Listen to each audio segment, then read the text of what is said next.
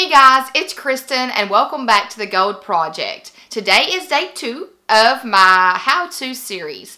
In today's video, I will be sharing with you how to start a blog. Before I get into the information in this video, I just wanted to give you a little bit of a background story on my blog. I do have a blog. If you've never checked it out, the link is below in the description box. But I started my blog back in May of 2011. I have no idea really why I started it, but that I needed a hobby. I didn't have a hobby. I was a mom. My daughter was 2 at the time. My husband was full-fledged football mode. We are full-fledged football mode 12 months a year around here. Even if it's not football season, it's football season in our household. So, I wanted something that I was passionate about, like my husband was passionate about football. I love to organize and I love to plan, and I thought, you know what? I'm going to start a blog. What am I going to talk about? I don't know. What's the name going to be? I don't know. Where do you go to start a blog? I don't really know that either. I had no idea what websites that you needed to go to start a blog. I had no earthly idea. It just popped into my head, then I started doing my research. And since 2011, I've learned bits and pieces as I've gone. And I'm going to share all of that information with you today. Since starting this blog in 2011, this blog has been through 3 different names. So that alone should tell you that I really had no idea what I was doing at the beginning. I started with the name Kristen's Notebook. I don't even really know why. I guess because I was just going to document different things and I was just going to call it like an online notebook. So it evolved and now it has gone into the Gold Project. And that's what I plan on keeping this blog and YouTube name from here on out, because I very much think that it fits this blog and YouTube channel. At the beginning, I was writing about anything and everything that popped into my head. I was trying to figure out what area I needed to focus on. So I would talk about my favorite movies, my favorite TV shows, my favorite fashion trends, how I'm organizing my kitchen, potty training my daughter. So after about 6 months of starting my blog, I decided to sit down, take all of my blog posts and see which types of blog posts got the most views. And it was overwhelmingly anything that dealt with organizing. I was excited about that because organizing and planning is kind of what I am passionate about. So that was the direction that I started to go in. It was roughly about January of 2012. So that is the area kind of that I've stuck with since January of 2012. Okay, and that is kind of where this blog started, when it started, and how it's evolved to where it is today, and how I decided to focus on the areas of organizing and planning. So now what I'm going to do is get into why you're watching this video, and that is how to start a blog. I wrote down all of the things I want to tell you about today, and let's get to it. If you are thinking about starting a blog, the first thing that you need to do is decide and commit.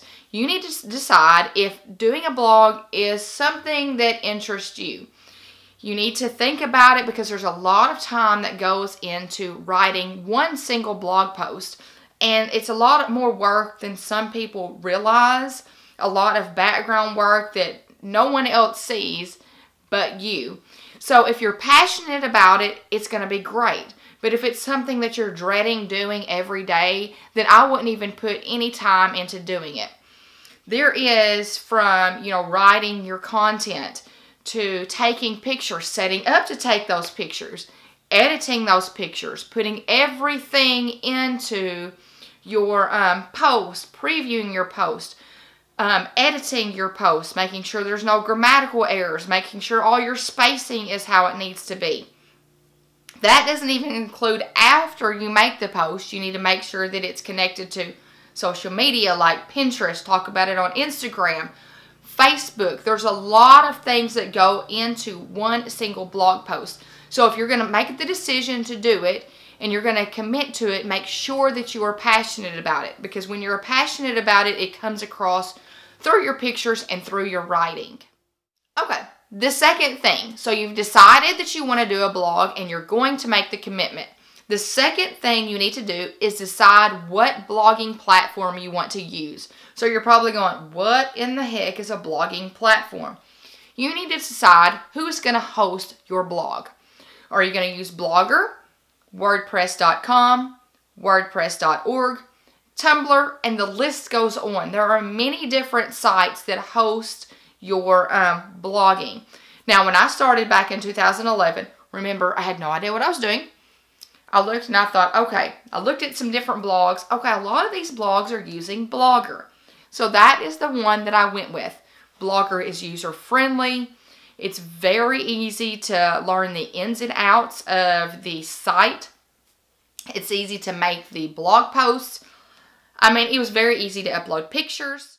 So I started with Blogger in 2011, and then by April of 2014, I had kind of hit my max potential with Blogger, meaning I had done every kind of creative thing that Blogger would allow me to do, and I was wanting to do some different type of things with my content, my layout, my sidebar that Blogger was not allowing me to do.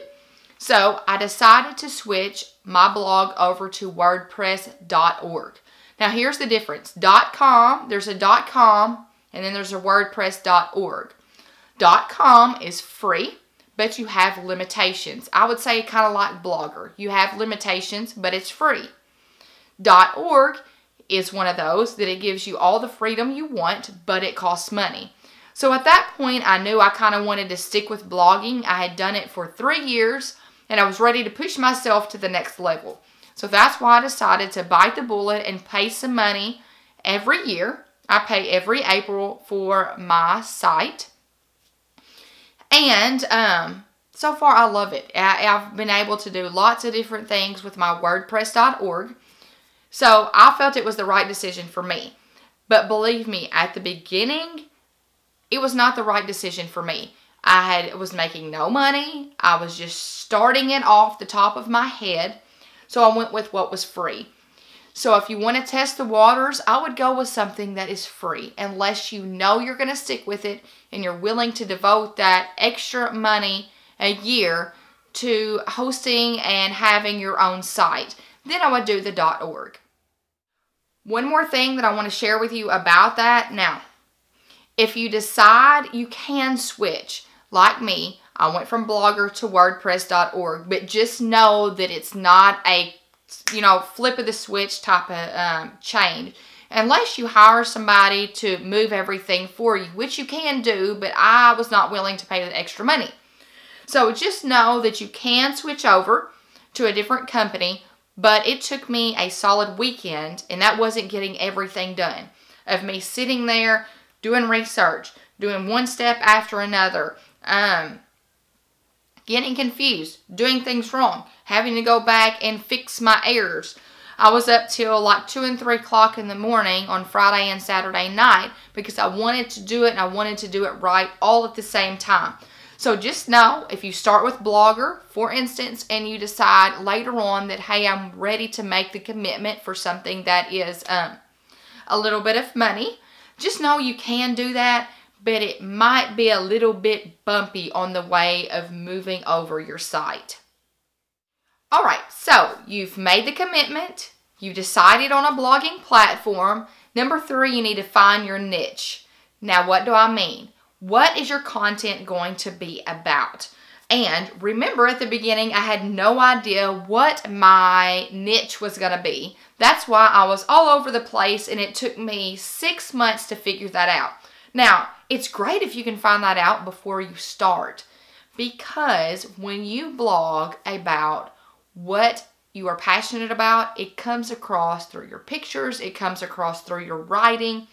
You can hear it, I know that's a weird term to say, through all of your blog posts. If you make sure you're passionate, people are going to feel that passion and they're going to want to come back time and time again to see what you have to write about on the next day. So I would find a niche. If you don't know what that is, maybe you need to carry around a notepad, write different things that interest you. Then sit down one day and go through those and decide what you would love to write about. I mean, it can be anything that you feel heart about or if you feel passionate about. It might not come to you just like that, but it will come to you eventually. Ask some family members too, because family members see you day in and day out, and they know probably what your interests are, maybe even more than you know. So, get some feedback, write some things down, and decide what content you want to focus on. You do not want to be all over the place. When you are all over the place, your audience does not know what to expect from you, and they won't keep coming back. So you need to have some kind of centralized area that you're talking about day in and day out, and stay within that focus. Number 4 is probably the hardest thing on this entire sheet that I'm going to talk about. And you would think it would be the easiest one, but that is choosing a name. Oh my goodness. Now, you want to choose a name that shows your blog and its personality in a positive light.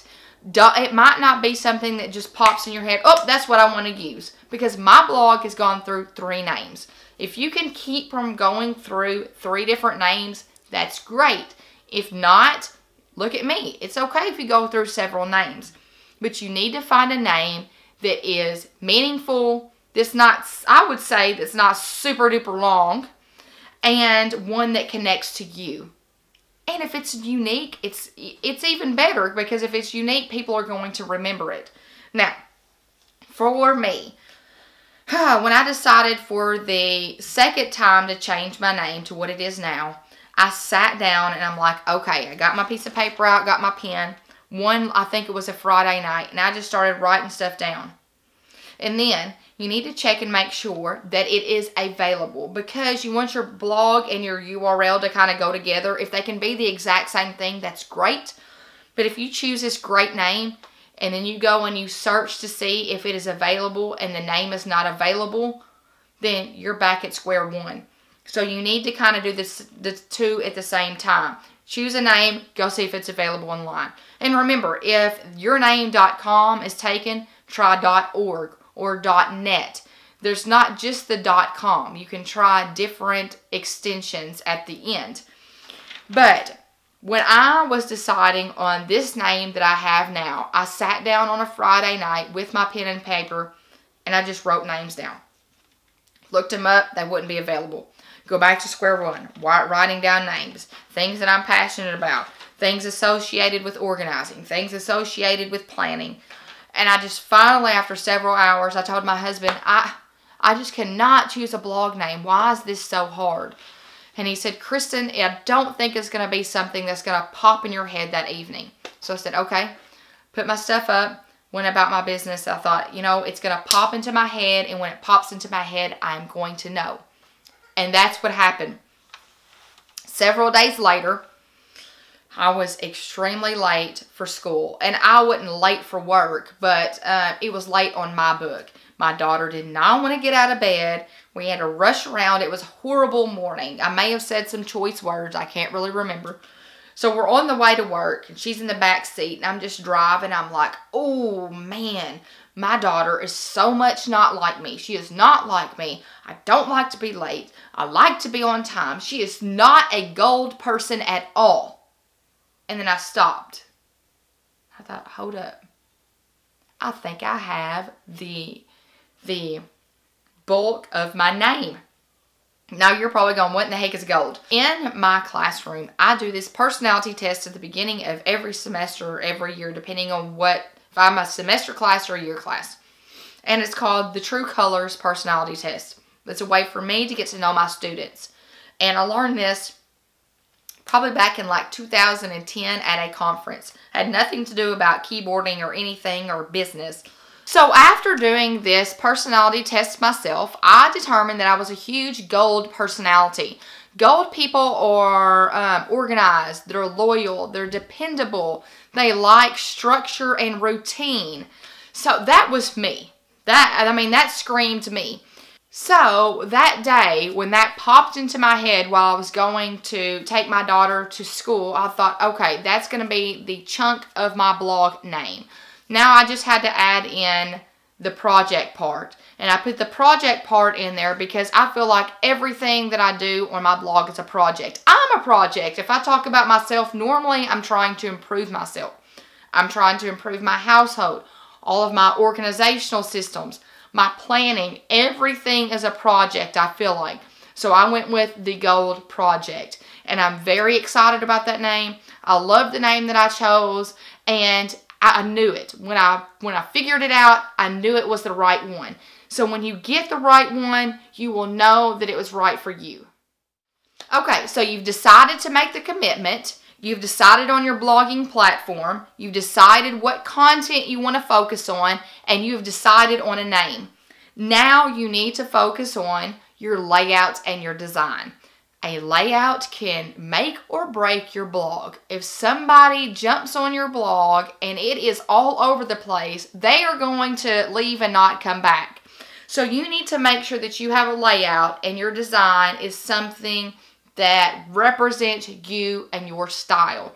Now, with me, if you go to my blog, you will see I like it clean. I think everything when you're doing a layout needs to be clean. The colors need to go together. Everything needs to be where you can see it. It doesn't need to be a jumbled up mess. So you will see, and I've got most of my blog is a big chunk is my content. Then I have my headers at the top and my name. And then on the right hand side, I have my sidebar. Some people like to do sidebars on left and right. Some people like to do them on the left. Some people like to do them on the right. My brain goes with the right side being the sidebar. So you need to decide how you want your layout to be, the color scheme that you want to use. Now, the color scheme is important because you want it to illustrate you once again. So with me, I used my favorite colors, and then I had to throw in the gold because of my name. So if you open up my blog, mint green, pink, and gold are my 3 colors. And then I've also thrown in a gray because I feel like you kind of need a neutral color too. So I feel like those 4 colors to go together good and match perfectly for me. I feel like they represent my personality, my blog name, and what my blog is about great. So make sure that you choose a clean layout, some kind of layout that interests you. Make sure your design is good, and make sure your color scheme is right on with your personality and your blogging style. Okay, next we're going to talk about editorial calendars. Now, when I started my blog, I would read other blogs and they would talk about an editorial calendar. And I was like, what in the heck are you talking about? I had no idea what that was. I'm like, okay, I know what a calendar is, but I don't know, should this be a complex thing? Should this be a simple thing? Am I supposed to write some kind of, like a teacher lesson plan? Should I do some kind of lesson plan format for an editorial calendar? That sounds like a big high-tech term there. I don't know what it is. So I'm going to share with you today what an editorial calendar is. It is not a complex thing at all. It is really simple. It is just basically what you are going to post when you are going to post it. I use my Erin Condren Life Planner for my editorial calendar. That is the main reason why I have my Erin Condren Life Planner. This is the only thing that I use basically this for, and then I throw in a few little things that I might have to do for my family and extracurriculars. But the main reason I use my Erin Condren is for my editorial calendar. So let's look at my editorial calendar, and I will kind of show you what I got going on. Let's look at starting May 2nd because I've done it to where I can move around my posts if I want to. So what I've done is I've just taken, these right here are the Erin Condren sticky notes. They fit in the boxes perfectly. These over here are the little post-it notes. And I don't remember the exact size of these little post-it notes, but I'll put the link below to the actual size and where you can purchase them. I got these from Walmart, but just in case you don't have a Walmart around you, I'll at least show you what they look like on a site. So these fit perfectly in these boxes. And what I do is I just write the blog post that I want to do. And I just take the little sticky and I put it on that little box. So I know when I get to the week of So I know when I get to the week of May 2nd that I need to do Derek's bedroom tour, and then I need to do a how to create a YouTube video. So that's what I know. So that's how I've done it every week. I was just writing it in each one of the boxes, and then it got to where I was using more whiteout than I had planned because I move around posts so much depending on my budget and what I have time to film on the weekends. So it gets moved around. So it's better if I do them on sticky notes.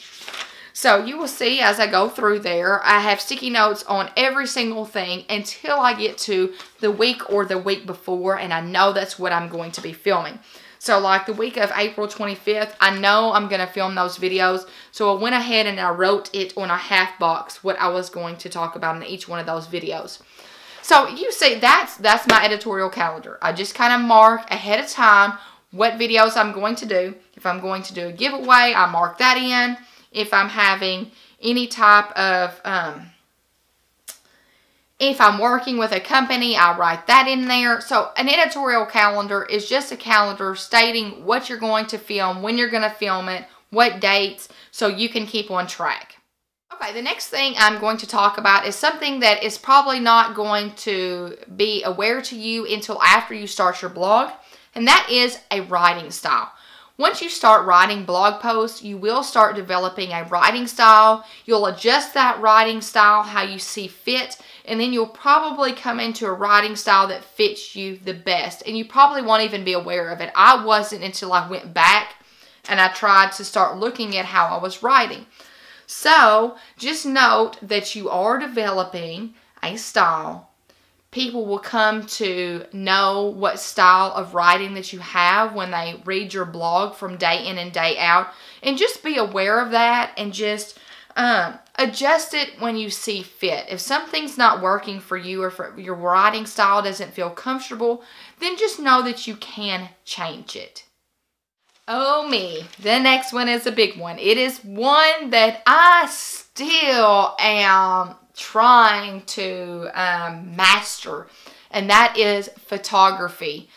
Oh, photography. There are so many different ins and outs of photography. You know, at the beginning, I had this little bitty small camera that I took all my pictures with. I had no idea that it was supposed to be, I had no idea what I was doing, how to take different shots of things, different angles of pictures, what the lighting needed to be like, why my pictures were so dark, why they were so blurry. I had no idea what I was doing. And then I gradually, as I started going along, I read some different research. I started buying a few little things. I bought a lighting kit. I started trying to use more natural light. I started trying to use more photo props.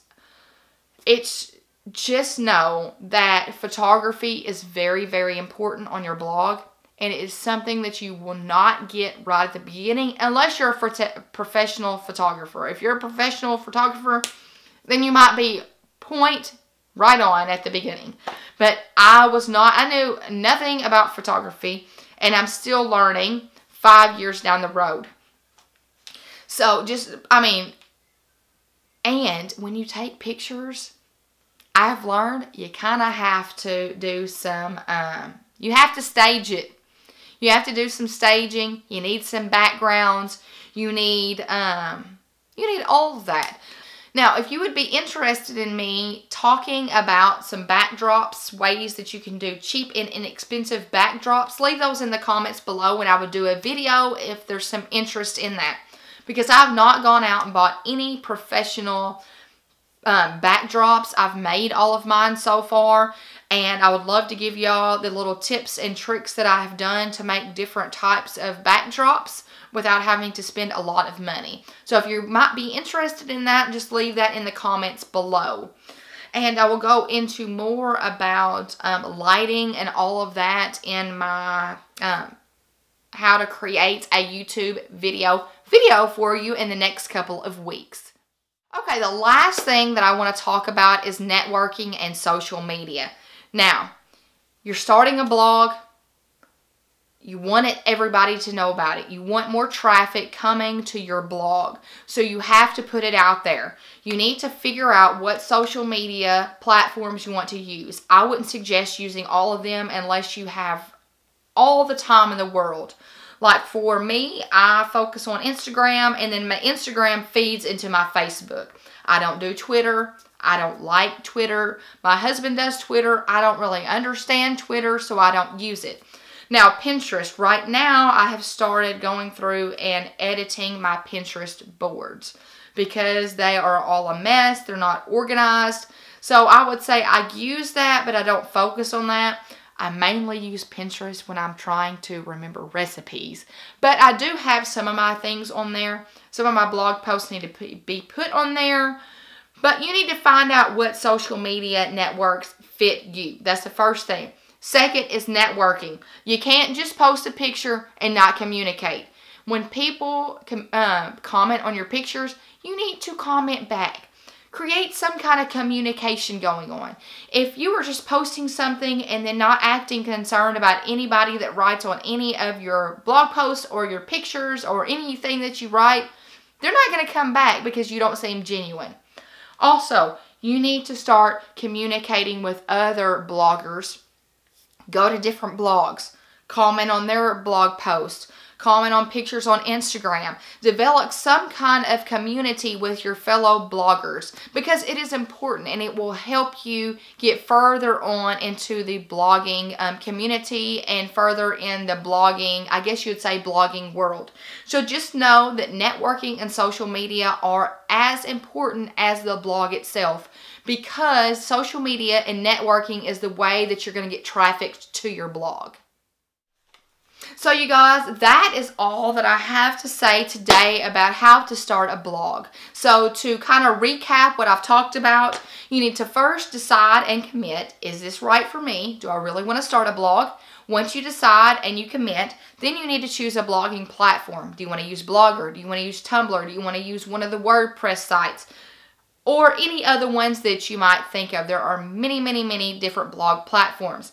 Third, you need to find your niche. What are you going to talk about? What's your content going to be about? Make sure you're passionate about whatever you do talk about.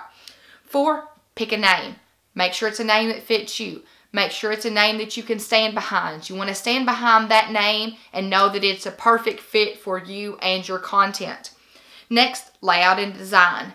Layout will make or break your site. If it looks like a jumbled up mess, people will not come back and see it. You want it to be fresh, clean, and represent you. Make sure you choose the right colors. Make sure they go together perfectly.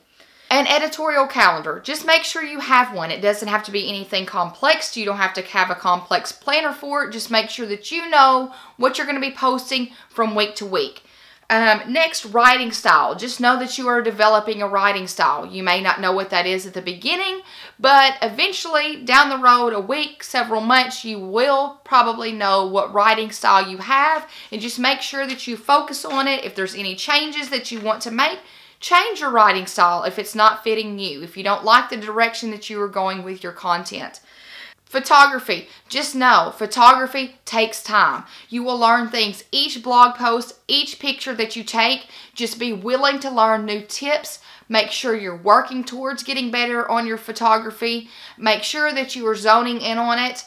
And it is something you are never going to stop learning about. So just make sure you are aware of your photography and you are working to improve it each blog post. And last but not least, networking and social media. These things are as important as writing the blog post. It is what gets out the word on you having a blog and what you're blogging about. So make sure that you network, communicate with people. Make sure that you put all of your blog posts on social media so they can start circulating online. And that, you guys, is all the information I have to share with you on how to start a blog. If there are things that you want to know that I did not share with you today in this video, make sure you leave those in the comments below or just shoot me an email. My email is also in the description. I would love to answer any questions you might have about it. I hope you give this video a thumbs up. If you haven't subscribed yet, I would greatly appreciate it if you would do so. I hope you all have a fantastic week, and until next time, bye.